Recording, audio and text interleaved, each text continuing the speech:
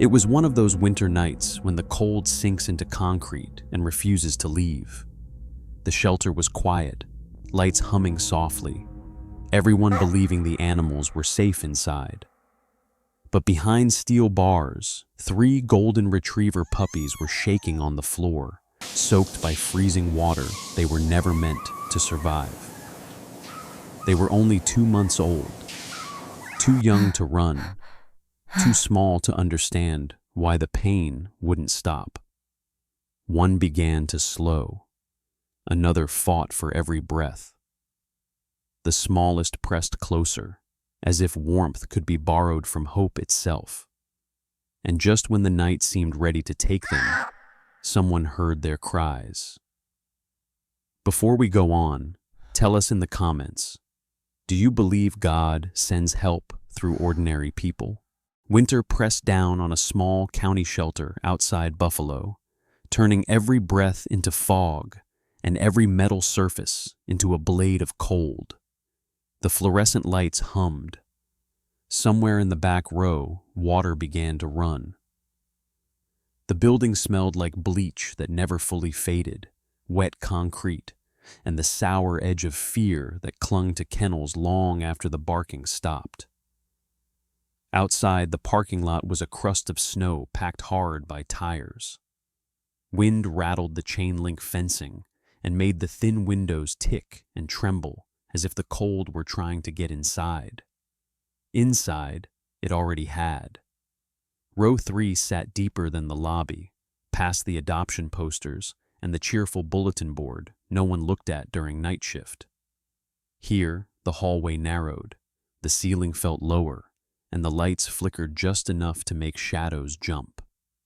Steel bars lined both sides like a corridor of cages, and the floor stayed damp from mopping and melted snow tracked in on boots. At the far end of row 3, 3 golden retriever puppies, barely 2 months old, were huddled together in a kennel that seemed too big for their small bodies and yet too tight for their terror. They were the color of pale honey under warm light, but there was no warm light here. Under the harsh fluorescent glare, their fur looked washed out, dull, and clumped in wet strands from earlier splashes. Their baby coats still had that soft, feathery fuzz around the ears and neck, the kind that usually smelled like sunlight and milk. Here, it smelled like cold water and disinfectant.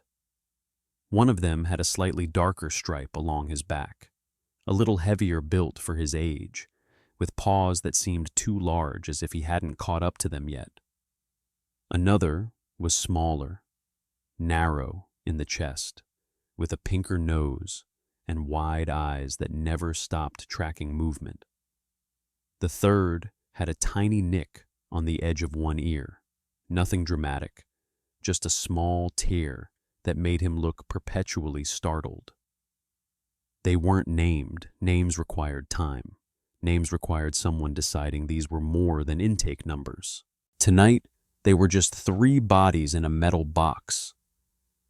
They pressed so close their ribs rose and fell in one trembling rhythm. Their paws slid on the slick floor when they tried to stand. Each time one shifted, the others leaned in instantly, as if instinct had told them the only heat they could trust came from each other.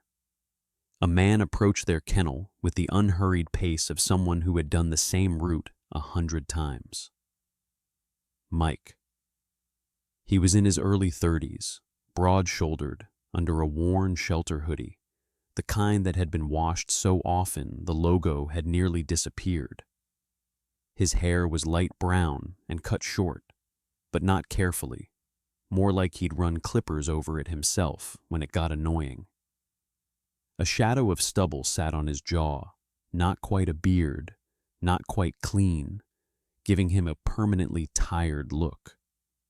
His nose had been broken once, years ago, leaving a slight bend that made his face look harder than it needed to be. He moved with a kind of economy, conserving energy like someone paid by the hour and determined not to give any extra away. His eyes were pale, almost gray, and they rarely softened. Not because he was born cruel, but because softness had never helped him keep anything. He didn't talk much to the day staff, didn't laugh at the break room jokes, didn't join the group texts. He was the night shift guy, reliable, quiet, invisible. If you asked him why he worked nights, he'd shrug and say it fit. But the truth was simpler. Nights didn't ask him to pretend. Somewhere along the line, maybe when his dad left, maybe when the factory job disappeared, maybe when the bills piled up and the shelter was the first place that hired him, Mike's compassion had turned into something else. Not hate, not exactly. More like numbness that hardened into routine. If you let yourself feel every whimper, you didn't last. That was what he told himself, and it had almost sounded like wisdom until you watched him with a hose. Mike dragged the hose along the floor, rubber scraping concrete. The sound was ugly, loud in the quiet row. He stopped at the kennel door, glanced at the intake sheet clipped nearby, and exhaled through his nose as if the sight of the puppies was an inconvenience. "Dirty again," he muttered, though he wasn't speaking to anyone. He twisted the knob. The first burst of water hit the kennel floor with a slap, icy and loud, splashing up in sharp, cold arcs. It wasn't warm enough to be neutral. It was winter tap cold, pulled from pipes that ran close to the outside wall, a temperature that shocked skin instantly. The puppies reacted as one. Their heads jerked up, their mouths opened. The smallest let out a sound that wasn't quite a bark. It was a thin scream, high and panicked, the sound of something too young to understand why pain had arrived. They tried to scramble backward, but their paws slid out from under them. The heavier one slipped first, legs splaying, belly scraping the floor. The one with the nicked ear stumbled into him and fell on his side, scrambling uselessly. Water kept coming, pinning them in place, soaking their fur until it clung tight to their ribs. Mike held the hose steady, expression blank. He told himself he was cleaning, that the kennel needed to be rinsed, that sickness spread fast, that the puppies had tracked mess across the concrete. He told himself they'd dry under the heat lamp later.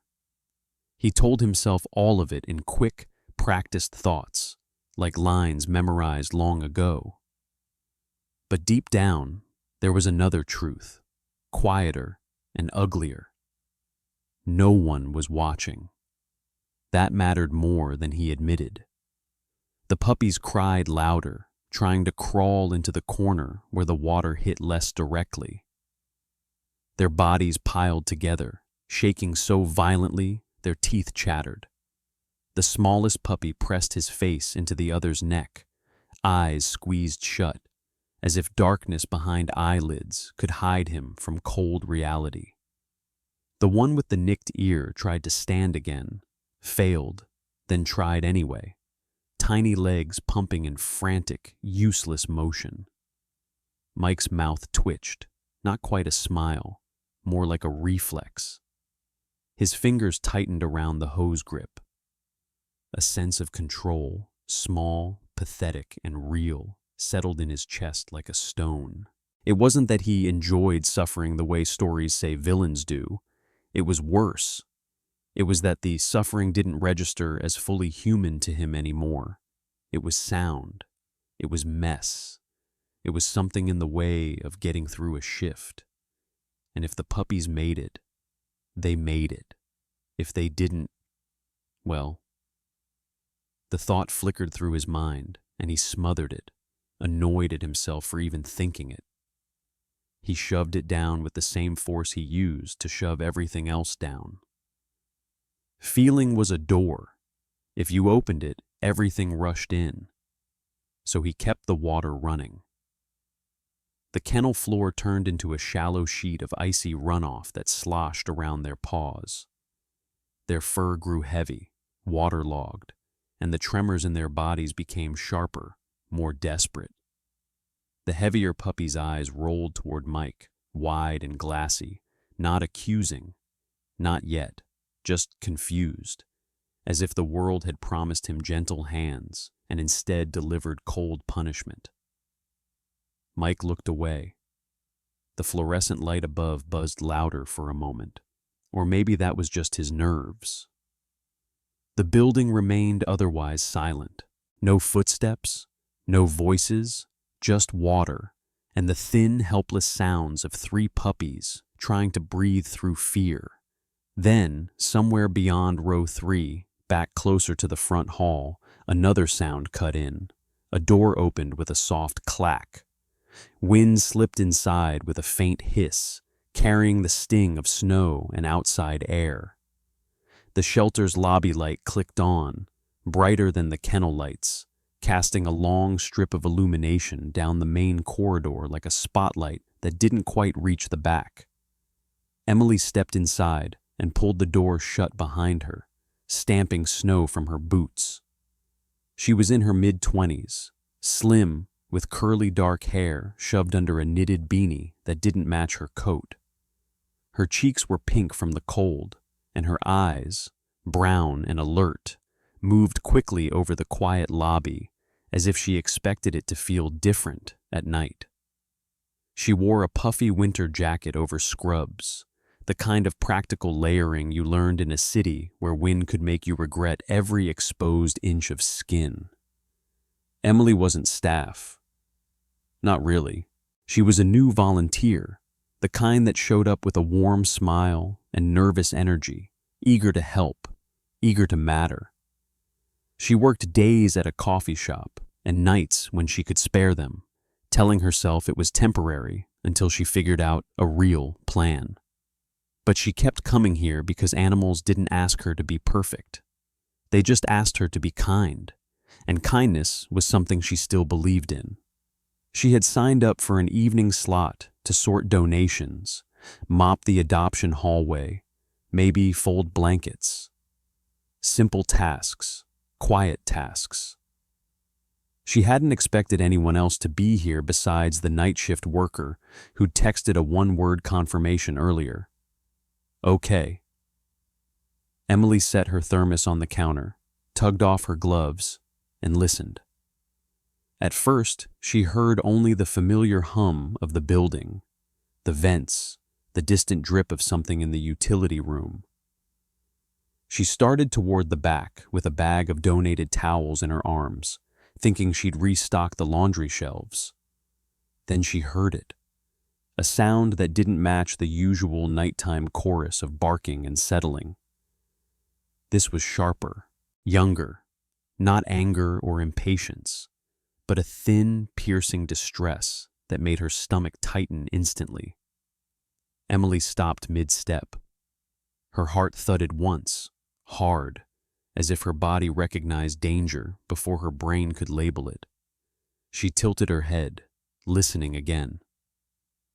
The sound came from deeper inside, from the kennel rows where the lights always felt too bright and the air always felt too cold. A second cry followed, and then another, overlapping, frantic. Emily's hands clenched around the towels. She told herself there could be a reasonable explanation. Puppies got scared. Puppies cried. Maybe a door slammed. Maybe a dog was sick. But the sound had a different edge. It wasn't just noise. It was pain.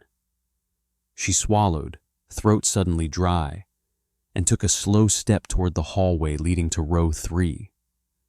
Her boots squeaked faintly on the clean lobby tile.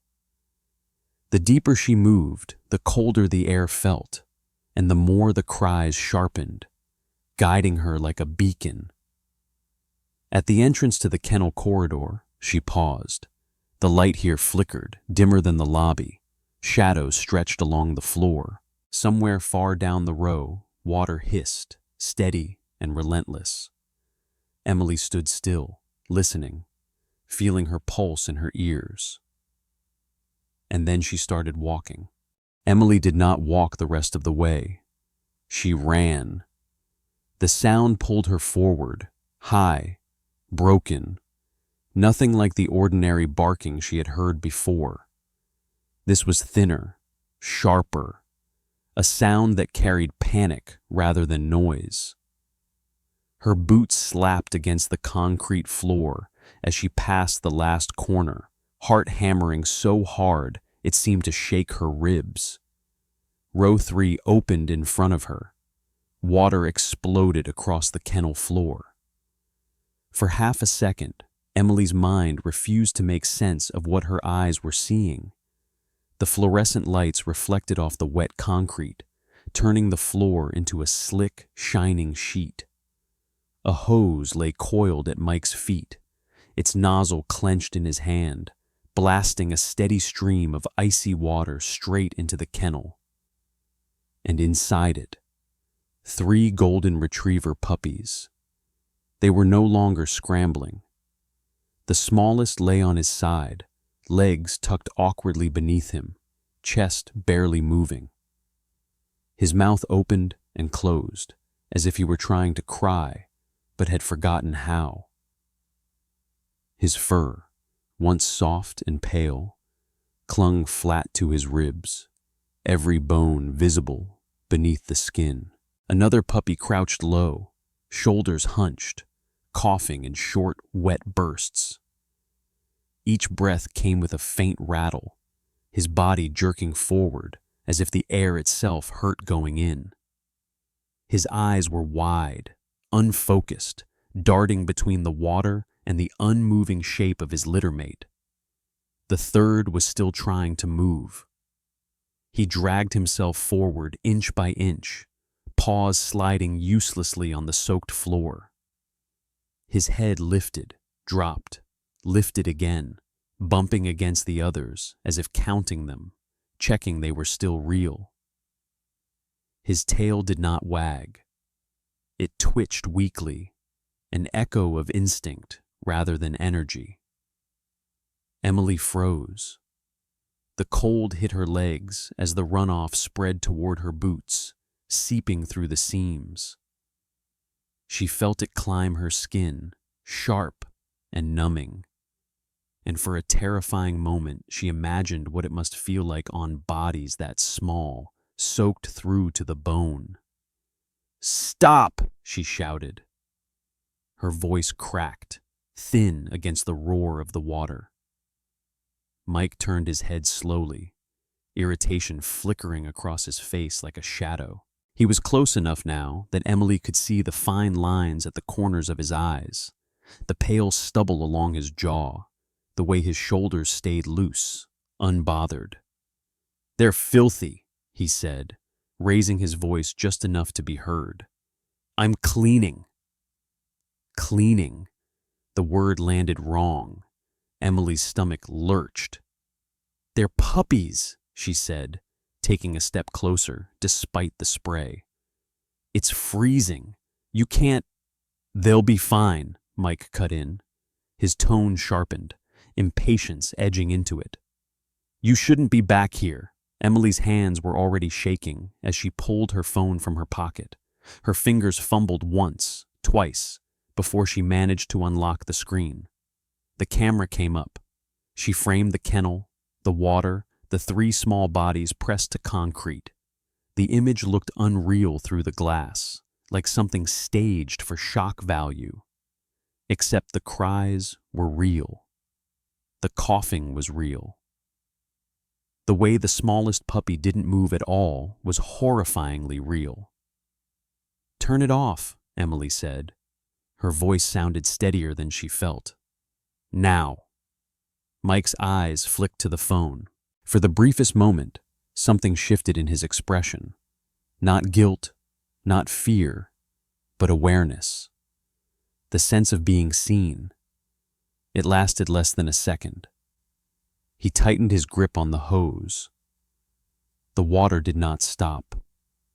Emily's chest tightened until it hurt. She didn't remember deciding to scream again, only the sound tearing out of her throat as she spun and ran down the corridor. Help! Someone help! Now! Her voice echoed off steel bars and tile, bouncing down the empty rows. She ran past kennels where dogs pressed their faces to the bars, ears flattening, eyes wide. Even the older dogs, used to noise and chaos, had gone silent, watching with a stillness that made the air feel heavier.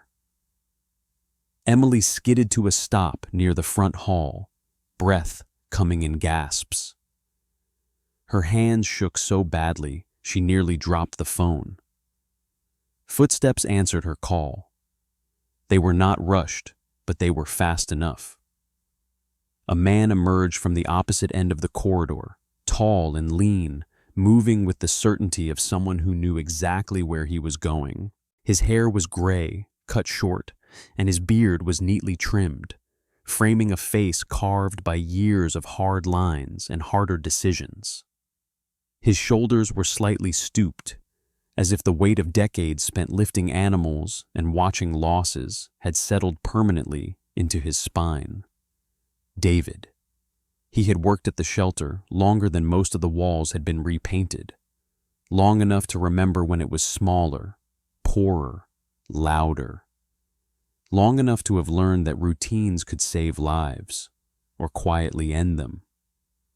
He took in Emily's expression first, then the phone in her hand, then the sound, the water. David's eyes hardened. He didn't ask questions. He walked. Each step down row 3 felt heavier than the last, the cold air thick with the smell of bleach and wet fur. As he rounded the corner, the full scene came into view. Mike at the kennel, hose roaring, 3 puppies huddled and failing on the floor. Emily standing rigid at the edge, her face white with shock. "Enough," David said. His voice cut through the noise cleanly, sharp as metal striking metal. Mike startled, head snapping toward him. "I've got it," he said quickly. David crossed the distance in long strides. He did not raise his voice again. He did not argue. He reached out and seized the hose near the nozzle, his grip firm, practiced. With a sharp twist of his wrist, he shut it off. The water died instantly, the roar collapsing into a final splash that echoed too loudly in the sudden silence. For a heartbeat, no one moved. Without the sound of running water, everything else rushed in.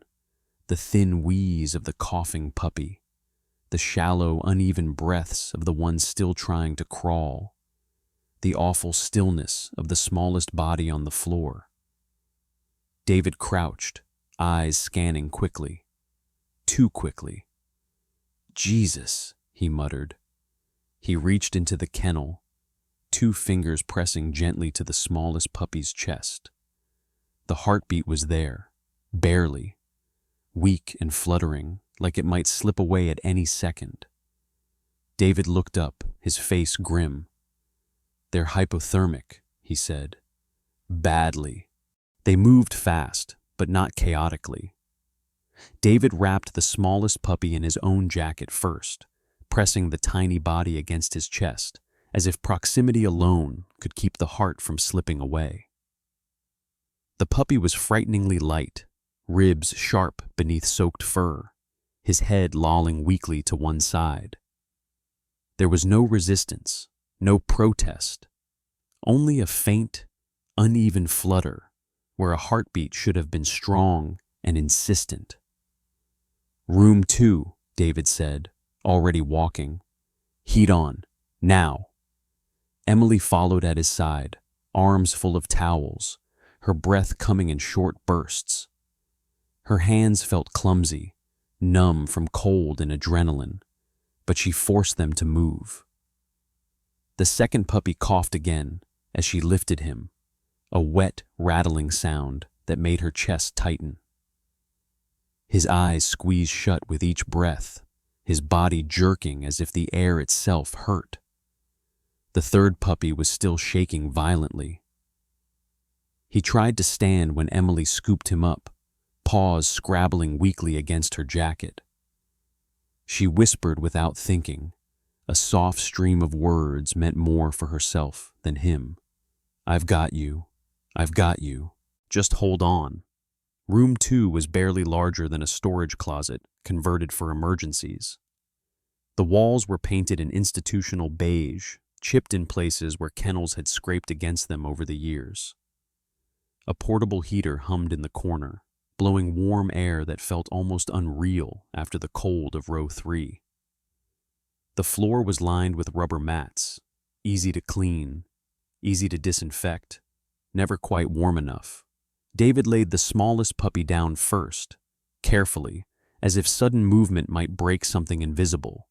He peeled back the jacket and immediately replaced it with dry towels, wrapping the puppy snugly but not tightly. "Core first," he said, voice steady. "Slow warming, no hot water, no shortcuts." Emily nodded, absorbing every word like a lifeline. She rubbed gently at the third puppy's ears and paws with another towel, the way David had instructed earlier. The puppy's teeth chattered, then stopped. Emily froze for half a heartbeat, panic flashing through her. "He stopped shaking," she said. David glanced over. His expression didn't change, but his eyes sharpened. "That doesn't mean he's better," he said quietly. "Sometimes it means he's worse." The weight of that sentence settled heavily in the small room. Somewhere down the hall, a phone rang. David reached for the wall-mounted receiver and dialed from memory, his fingers sure despite the tension. "It's David at the shelter," he said when the call connected. "I need Dr. Carter. Hypothermia. Puppies. Severe." There was a pause. Then a voice on the other end sharpened. Dr. Andrew Carter had been the shelter's on-call veterinarian for nearly a decade. In his early 40s, he carried the permanent look of a man who slept in fragments. Dark circles under sharp, intelligent eyes, brown hair always slightly disheveled, no matter how recently he'd run a hand through it. He was lean, with long fingers that moved quickly and precisely, shaped by years of procedures done under pressure. He didn't waste words, and he didn't sugar outcomes. That bluntness had cost him bedside popularity once, but it had saved more animals than comfort ever could. "I'm 10 minutes out," he said. "Don't overheat. Keep them dry, monitor breathing, especially if one's coughing." Emily hung up and leaned back against the wall for a moment, her knees threatening to give out. She stared at the smallest puppy, watching his chest, counting breaths because it felt like if she stopped counting, he might stop breathing. Minutes stretched. The heater hummed. Towels soaked through with melted ice and cold water piled in a corner. The second puppy's coughing grew weaker, less frequent, which somehow made it more terrifying. The third puppy twitched occasionally, nudging closer to the others, despite being wrapped separately, instinct pulling him toward shared warmth. Footsteps approached again, faster this time. Sarah entered room 2 without knocking. She had pulled her coat tighter around herself, but hadn't bothered fixing her hair. Strands of dark blonde had slipped loose from her ponytail, framing a face that looked suddenly older in the harsh light. Her skin was pale, her lips pressed thin, and her eyes moved quickly from David to Emily to the 3 small bodies on the floor. "What's their status?" she asked. David answered without looking up. "One critical, heart weak, 1 respiratory distress, possible aspiration, 1 hypothermic but responsive." Sarah nodded once, absorbing it. She crouched beside Emily, careful not to crowd. "You did the right thing," she said quietly. Emily swallowed hard. "He wouldn't stop," she said. "I told him. I recorded it." "Good," Sarah said, without hesitation. She stood and stepped back into the hallway, pulling out her phone. Her posture straightened as she walked, shoulders squaring the way they always did when she switched from concern to command. Sarah had built her career on control. Before the shelter, she'd managed compliance for a mid-sized nonprofit, navigating audits, funding threats, and public scrutiny. She was tall, willowy, with an almost rigid sense of order that came from years of believing that systems prevented disasters. But standing outside room 2 now, listening to the faint wheeze of a puppy fighting for air, she felt that belief crack. Some disasters came from systems that were followed too blindly. She dialed a number she didn't like using. "This is Sarah," she said when the call connected. "I need animal control from the county, tonight. Yes, it's urgent." She paused, listening, then added, "Potential animal cruelty. We have video." When she ended the call, her hand lingered on the phone for a second longer than necessary. She closed her eyes briefly, then turned back toward the room. Mike stood at the far end of the hall, near the lockers, his shoulders hunched. He hadn't left. His face looked washed out, the color drained, as if someone had pulled a plug. When Sarah met his eyes, he flinched. "Mike," she said. Her voice was calm, but there was steel beneath it. "You're suspended, effective immediately." He opened his mouth, closed it, nodded once, small and jerky. "I was just," he began. "Stop," Sarah said. "Not now." She turned away before he could say anything else. Dr. Carter arrived moments later, snow still clinging to the shoulders of his coat. He moved straight to the puppies, dropping to his knees without ceremony. His hands were warm, firm, confident as he checked pulses, listened to chests, lifted eyelids. The smallest puppy barely reacted when Carter pricked his gum lightly. "That's not good," Carter said. He glanced at the clock on the wall. "How long since exposure stopped?" 5 minutes, David said. "Maybe 6. Carter nodded.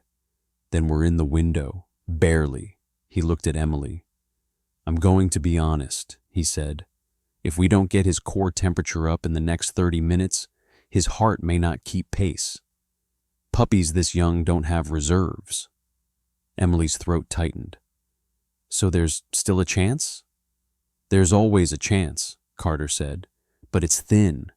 He turned to the second puppy, listening again. "This one likely inhaled cold water.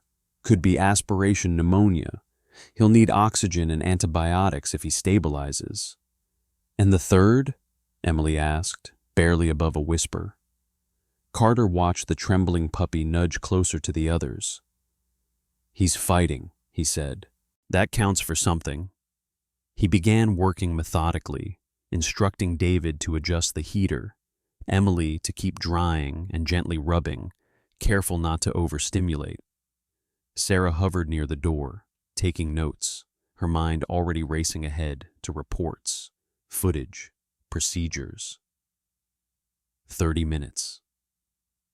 The number echoed in Emily's head like a countdown she couldn't escape. She focused on the smallest puppy's chest, willing it to rise again and again. Each shallow breath felt like a victory snatched from the edge of loss. Down the hall, the front door opened once more. A uniformed officer from County Animal Control stepped inside, clipboard tucked under one arm. He was middle-aged, broad across the chest, with a neatly shaved head and eyes that missed very little. He paused when he saw Sarah, then nodded. "Ma'am," he said, "we're here." Sarah met his gaze. "Good," she replied. "You're just in time." Behind them, in room 2, a tiny heartbeat struggled on, racing against the clock. Dawn crept in without color. The small window high on the wall of room 2 showed only a gray blur, the kind of early morning light that didn't promise warmth, only exposure. Inside, the heater hummed steadily, fighting the cold that still clung to the building like a second skin. The smallest puppy's heart rate slowed. Dr. Carter noticed it first. He didn't announce it right away. He adjusted the stethoscope, listened again, then checked the tiny gums, pressing gently until a pale imprint lingered longer than it should have. "That's not good," he said quietly. Emily's hands tightened around the towel she was using to warm the puppy's paws.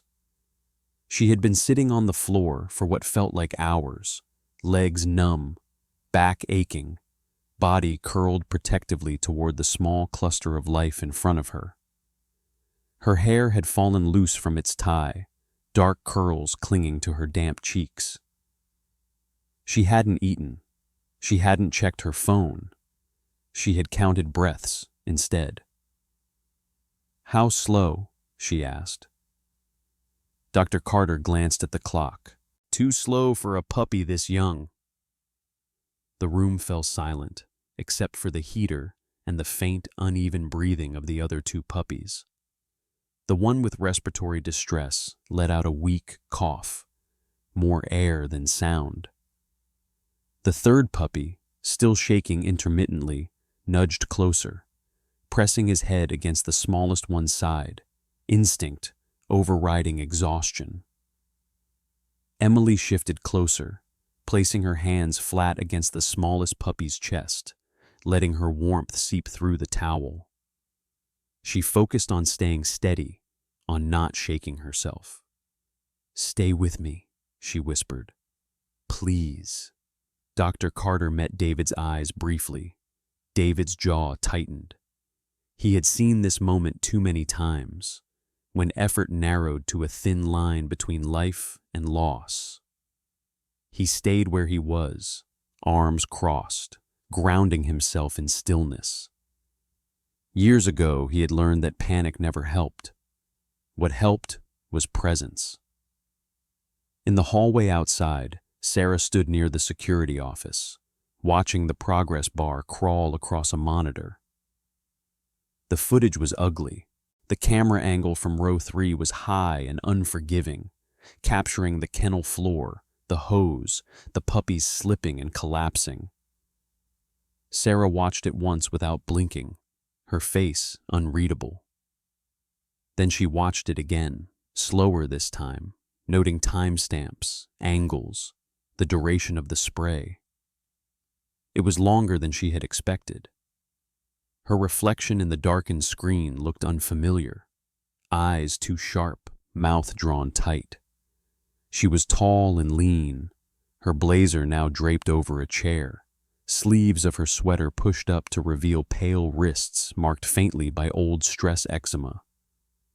Her dark blonde hair had been hastily retied, but loose strands still framed her face, softening the severity that came naturally when she was making decisions.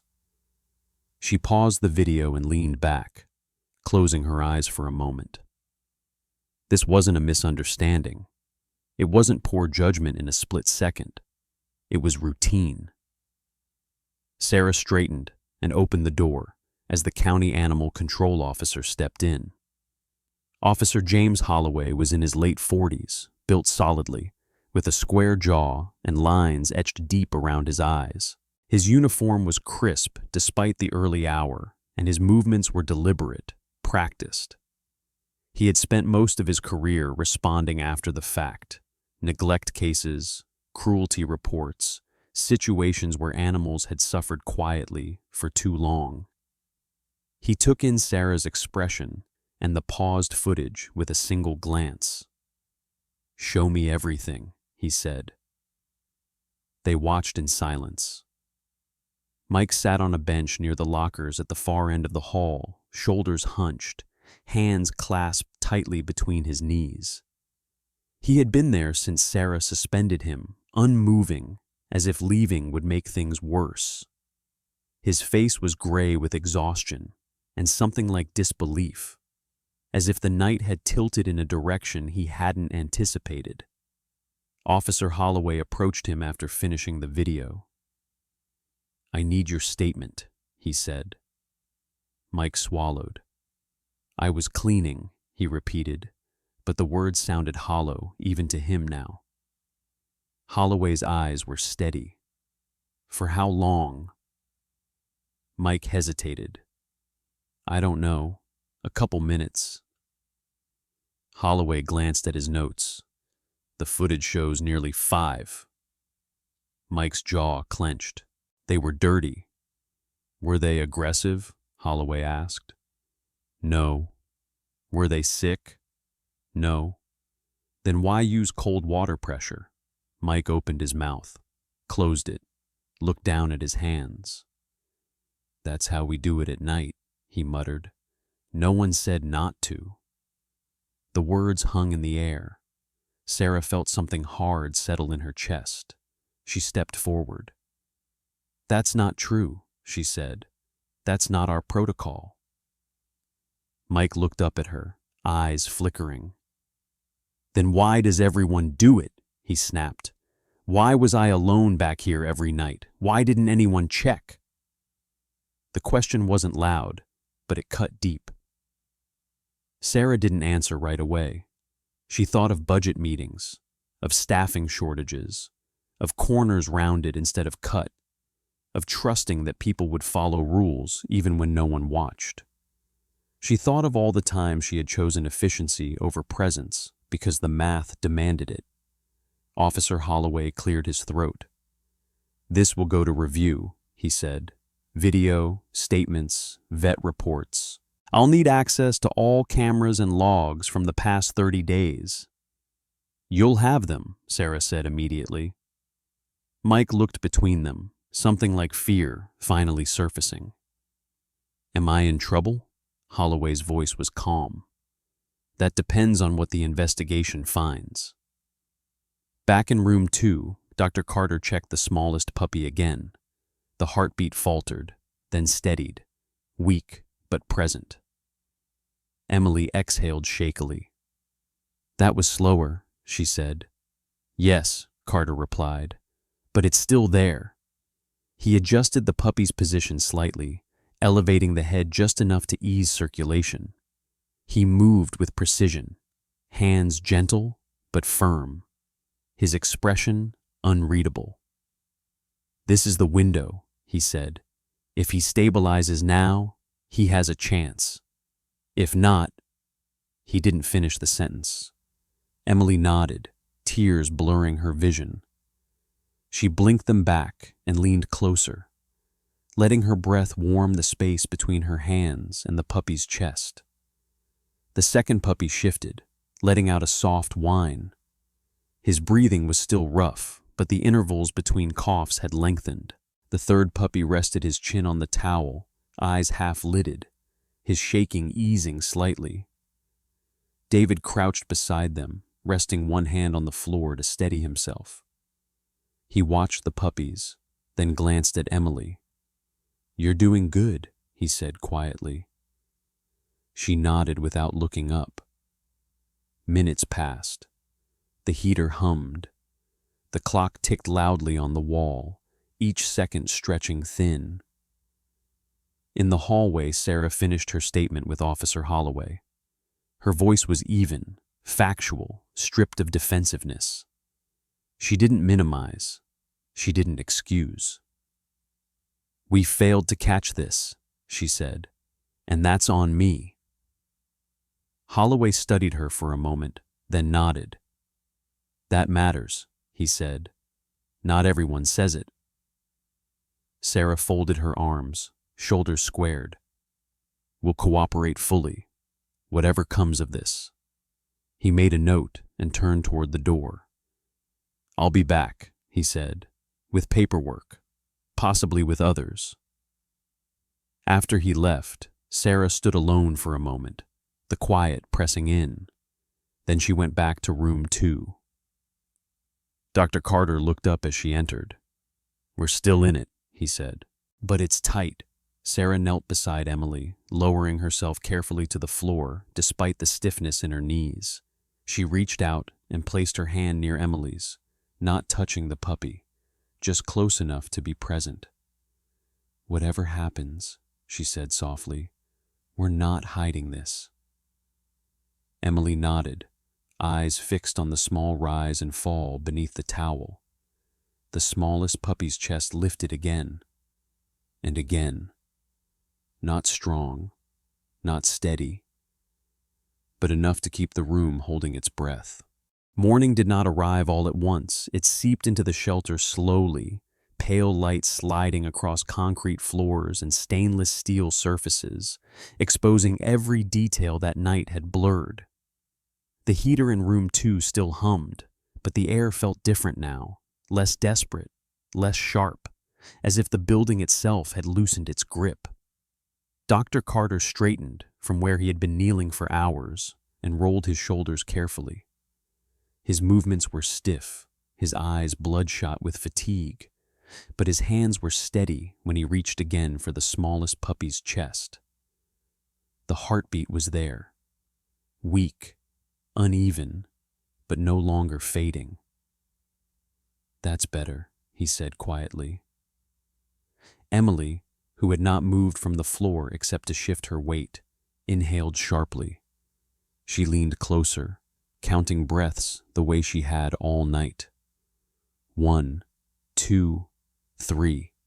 The rise and fall under the towel was still shallow, but it was consistent now, no longer stuttering into long pauses that stole her breath with fear.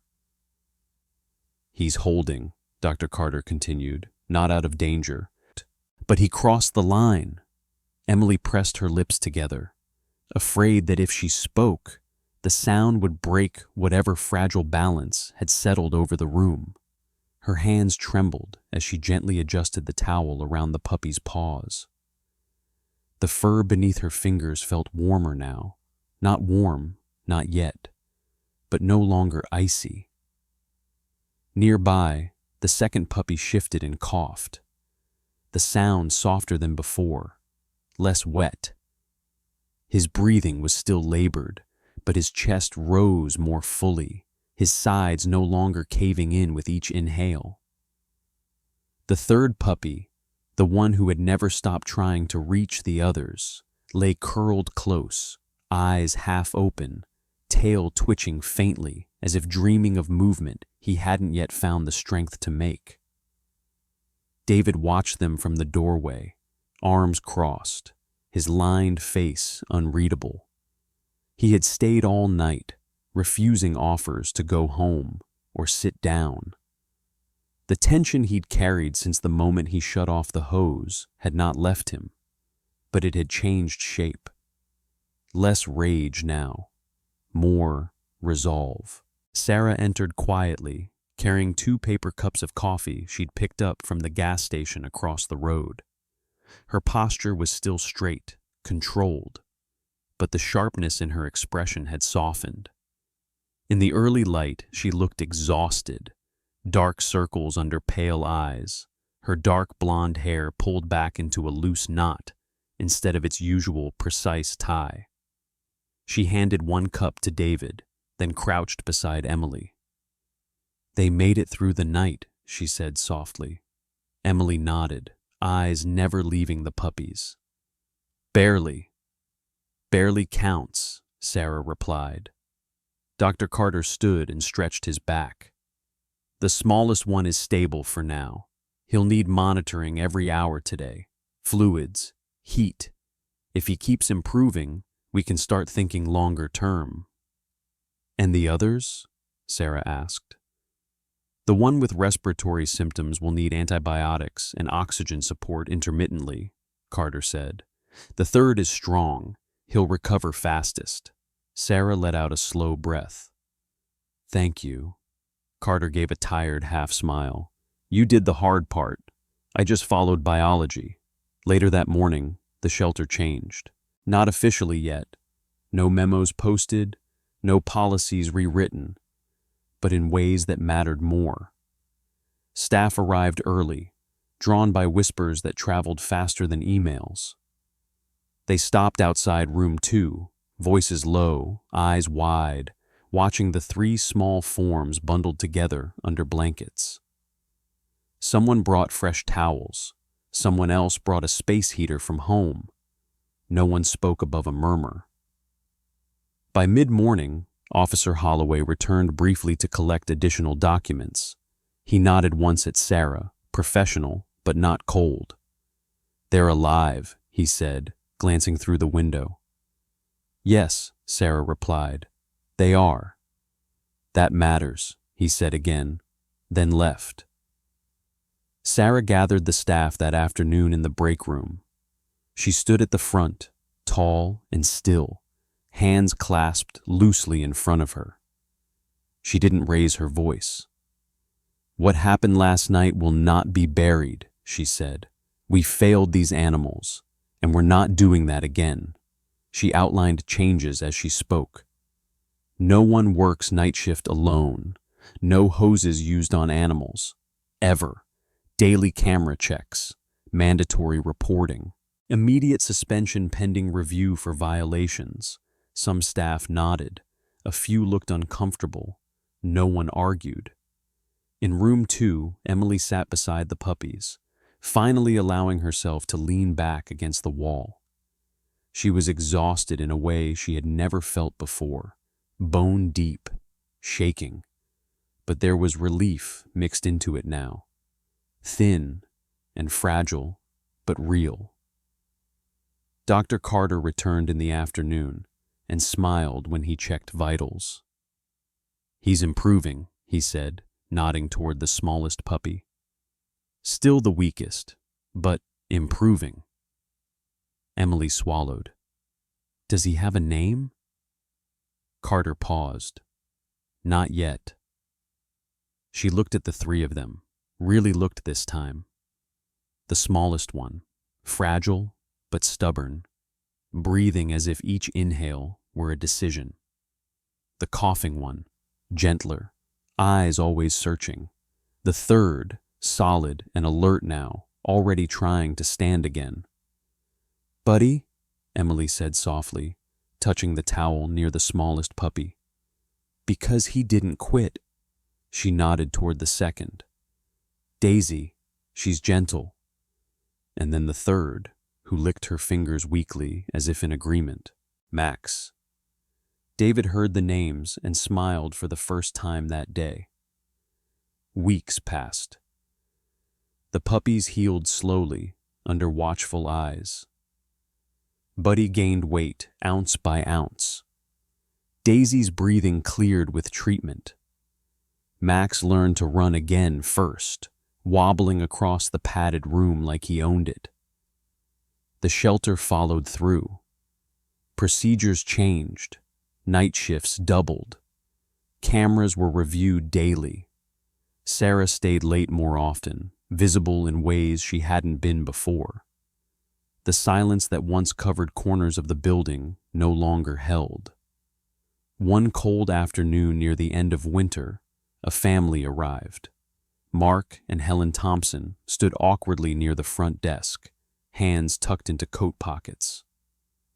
Mark was broad-shouldered, with graying hair and a neatly trimmed beard, his movements careful, deliberate.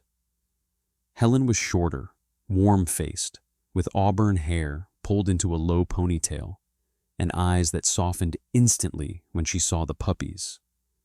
Between them stood their daughter, Lily, 8 years old, clutching a pink knit hat in both hands. "These are the ones?" Lily whispered. Emily nodded. All 3. They sat together on the floor of the meet-and-greet room. Buddy crawled first, slower than the others, but determined. Daisy followed, tail wagging gently. Max bounded forward, nearly knocking Lily over in his enthusiasm. Helen laughed softly, then pressed a hand to her mouth.